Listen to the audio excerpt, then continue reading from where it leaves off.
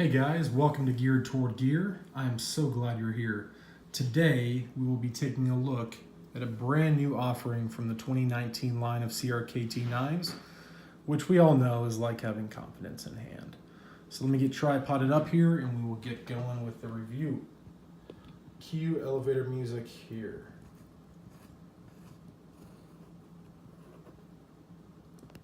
All right, we're tripoded, we're centered, we are ready to roll. So, what we are looking at is a brand new offering from CRKT. This is part of their 2019 release line. And this was something that spurred from a previous knife from last year. So, the best-selling knife of 2018 for CRKT knives was the Pilar. And so this year, CRKT has released a Pilar Large. So this is going to be the big brother to the Pilar from last year, and as the name suggests, Pilar Large, it's going to be larger. It is not what I would consider a large knife, but it is certainly larger than the standard Pilar. So let's go ahead and get the dimensions out of the way so you kind of have an idea of what we're looking at here. So the overall length of this knife is going to be 6 3/8 inches. The blade length is 2 3/8 inches, and it comes in at 3.5 ounces. So the original Pilar that came out in 2018 that was so popular came in just one variation, and it was all stainless steel. It had a stainless steel scale on the presentation side. It had a stainless steel frame lock and an 8 CR13 MOV blade. This year, for the 2019 release, they decided to release 3 different versions of the large Pilar. And the one we're looking at today is the G10 handle, still a frame lock, and the blade steel on this is going to be 8 CR13 MOV yet again. The other 2 options that you have in the large Pilar is an all stainless version, just like the one from last year, or you can get one that has a black coated D2 steel blade with a black G10 presentation scale and a black coated stainless steel frame lock. So 3 different options, 2 different blade steels to choose from. Again, this one's going to be 8 CR13 MOV. I don't have a problem with that. If you've watched my video on the Honey Badger, you'll know that I'm not too concerned with 8CR. In a knife that comes in at $40, I don't have any issue with that. I can touch it up pretty easily and efficiently. So the blade steel is not of any real consequence to me at this price point. Excuse me, I had to take a drink of my ice cold LaCroix here. So let's talk about materials. So we touched on the blade steel being 8 CR13, the presentation scale being G10, and it's only available in black G10. It does have a aluminum backspacer and a stainless steel frame lock. The overall design and ergonomics I think are fantastic. The reason that I did not purchase the original Pilar is that it weighed 4.2 ounces and it was a really, really small knife, like a 3-finger grip, just a little bitty guy. But it was 4.2 ounces, and I generally prefer my knives to be about 3 ounces or less. 3.5 is kind of my max, and this comes in right at that 3.5 ounce weight, which for me is acceptable. But with that, you get the full 4-finger grip, and I have extra large hands. I wear an extra large glove, full 4-finger grip, and a really, really generous finger choil, just like on the original version. As a matter of fact, I don't think they adjusted this section whatsoever.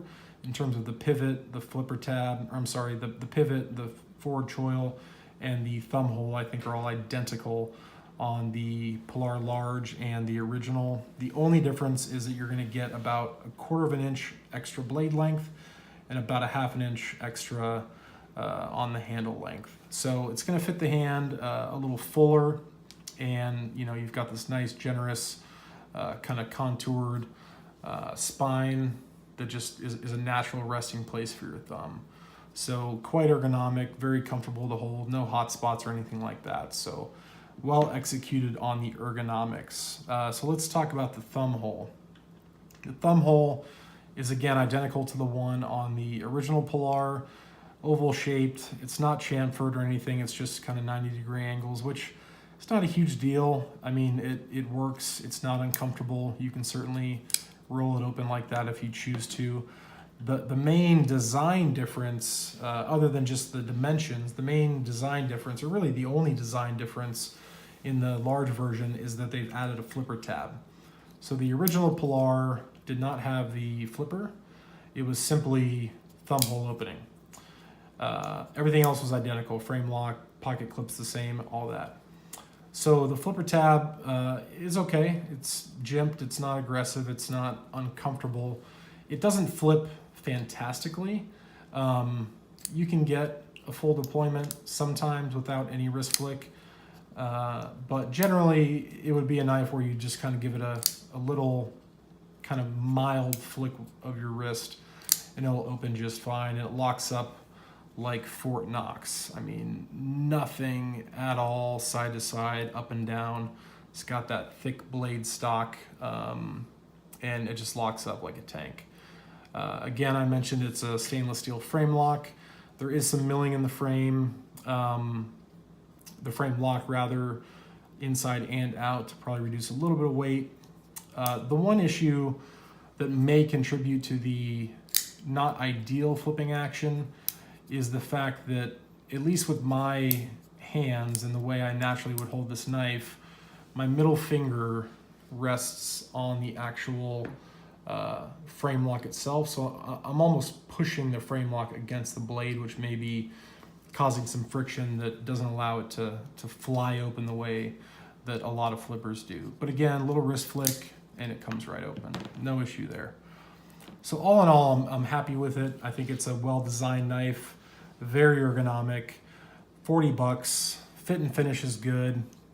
All the hardware is recessed nicely. The G10 scales are contoured on all sides, so no sharp edges. Blade centering on my example was perfect. Let's see if I can get a good view of that. Nice and centered. Pocket clip is reversible for tip up or tip down, but only for right side carry. As you can probably see just from looking at the layout here, it's going to ride a little deeper if you opt for tip down, which is how it comes out of the box. If you flip the pocket clip over to the other side, it just rests a little further down, so it's not going to ride quite as deep, but I think it's kind of inconsequential, the difference there. So if you're a tip up guy, go ahead and swap it if you so choose. Has a pretty generous lanyard hole for those of you who like to add a lanyard to your knives. So for $40, I think it's a good option. It's for its size compared to the original version, the weight is what I think impressed me the most. Although it's heavier than I generally prefer, this knife in this configuration with the G10 scale weighs a full 3/4 of an ounce less than the original Pilar, which is significantly smaller. And a lot of that's going to be the G10 scale versus the stainless steel frame or scale. But to have a knife that's about an inch overall length, a little more than an inch overall length larger, and be 3/4 of an ounce lighter, I think is impressive. So that's actually the reason I didn't buy the original, is just because 4.2 ounces for a tiny knife, I just couldn't do that. So I did decide to pull the trigger when they released this version in G10. There are two other options that they released along with this. One of them is identical to the original in terms of materials. It's all stainless steel handle scale, frame lock, same blade steel, 8CR13. And then they also released the large version with D2 steel, and that variant has a black blade and black G10 and a black coated stainless steel frame lock. So it's completely blacked out. I do not like black blades. I prefer my blades to be silver, stonewash, satin, whatever. I'm just not a big fan of the black blade and didn't want to pay the extra price for the higher end steel. Again, this is going to be a kind of general use EDC knife, and so I didn't think the D2 was necessary for the type of use that I would put on it, because I can touch it up pretty wicked sharp pretty quickly, being a soft steel like 8CR13. So overall, I'm happy with it. I wish it flipped a little better, but again, a little flick and you're good to go. Now, having said all that, let's take a look at a couple of comparisons just for size. We'll start with the Spyderco Delica 4, which is going to be about maybe a 1/4 of an inch longer in cutting edge and about a 1/2 an inch longer in your handle. So relatively comparable in size to the Delica. Obviously, that's going to be a much more expensive knife with VG10 steel. Here's the Tenacious, which is going to be about a 1/2 an inch longer in blade. Well, really an inch longer in blade length and close to a 1/2 an inch longer in handle length. So a much larger knife than the large Pilar. Here's a favorite, the Rat Model 2. Similar in size, maybe 1/4 of an inch longer in each direction, but so roughly that size. So I think most people would consider a Rat Model 2 to be a kind of a small knife, you know, small to medium knife. And so when you think of a Pilar Large and you hear the word large, you think big knife, but in fact it's smaller than even a Rat 2 in terms of overall length. It's taller, it's got a thicker blade stock, it's heavier, but in terms of length, it is smaller than the Rat 2.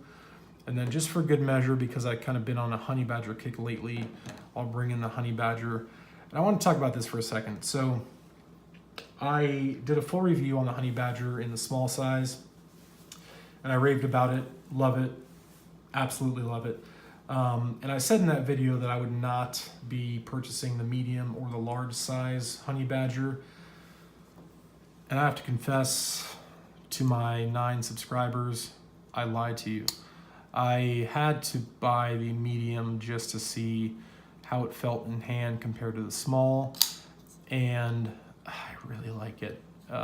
It's a good size, kind of medium size EDC knife, and pretty similar in overall size to the large Pilar. You're going to get about, of actual cutting edge, you're going to get less than a 1/2 an inch added to the Honey Badger, but in handle scales, you're going to get, again, about a little less than a 1/2 an inch. So the size is not too dissimilar between the two, but what's really interesting, and it should be pretty obvious, is that the features are very similar.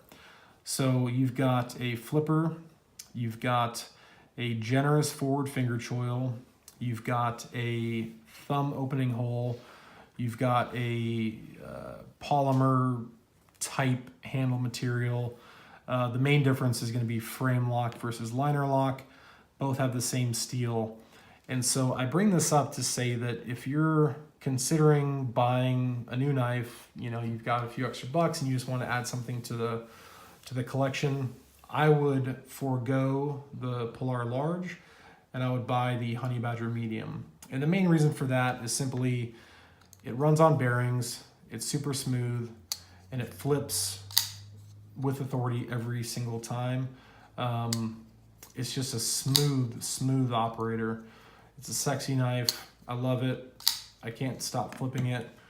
And you're getting the same basic features. You're not getting the frame lock, which a lot of people like. I tend to prefer, personally, a liner lock or a back lock or a button lock, compression lock, axis lock, things like that. I'm really not a huge frame lock fan. In general, I have a number of them, but it's not my locking mechanism of choice. I actually do like a liner lock quite a bit. And so if I had to choose between the two all day long, I would go with the Honey Badger in size medium if you're considering the large Pilar. The small version of this is equally as impressive, but as a competitive option, 40 bucks, 31 bucks, I think this is the better buy.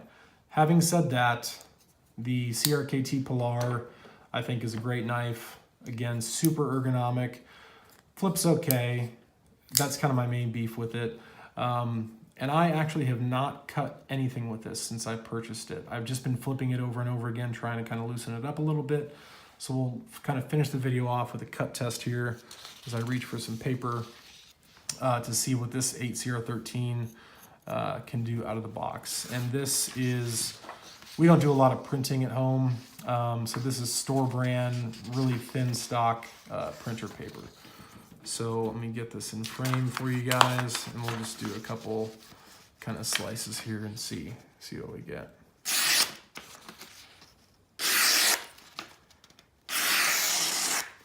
That is actually, I hope this is in frame for you guys, but that is actually quite sharp out of the box. I mean, I'm putting very little pressure and it's slicing quite well. So that actually impresses me. Let me tear this in half, get a little smaller sample size. That impresses me actually. Oh, a little hiccup there. Pretty sharp out of the box. Sharper than the Honey Badger, for sure. But again, 8CR13, so you can touch it up if it gets dull, which it will relatively fast. All in all, I would certainly recommend it. If you're a knife enthusiast, collector, and you just want to pick up something new for your collection, there's no reason to not buy this knife. Just know that you're going to have to give a little wrist flick for your flipping action, and that's about it. So with that said, thanks so much for watching. I really appreciate it. And I do really want a quick touch on something that I have coming up that I think will be exciting for the channel and for the viewers, subscribers specifically. I'm going to be doing a 100 subscriber giveaway, which sounds crazy. You're probably thinking, dude, you have like 9 subscribers. What are you even talking about? But I was thinking about it, and you know, a lot of channels do giveaways pretty regularly, and they may have a viewership and a subscribership that's quite large, you know, thousands up into the millions. And so the odds of winning are pretty low. And so what I'd like to do with this channel is give my kind of early subscribers better odds at winning a giveaway. And so as soon as I hit 100 subscribers, I'm going to do a giveaway. It'll be a random drawing. We'll, you know, have some parameters like commenting or sharing or something like that to be entered into the giveaway. But it'll happen as soon as we hit 100 subscribers. So if you wouldn't mind, please share this video with your friends, share my channel, and as soon as we hit that number, we'll do a giveaway. And the giveaway will include at least 2 brand new knives, at least 1 brand new flashlight, and some brand new medical gear. And that'll probably expand between now and the time of the giveaway, depending on how long it takes to hit that 100 subscribers. So for those 9 of you who are watching this right now, who are subscribed to the channel, please do like, comment, subscribe, ask questions, interact with me. I'd love to hear from you. And share this with your friends, whether it be through YouTube or Facebook. And let's hit that 100 mark so that you guys can have a 1 in 100 chance of winning the giveaway. I really want to make the odds in your favor for this first giveaway. So with that said, thanks for watching, and I'll talk to you guys soon.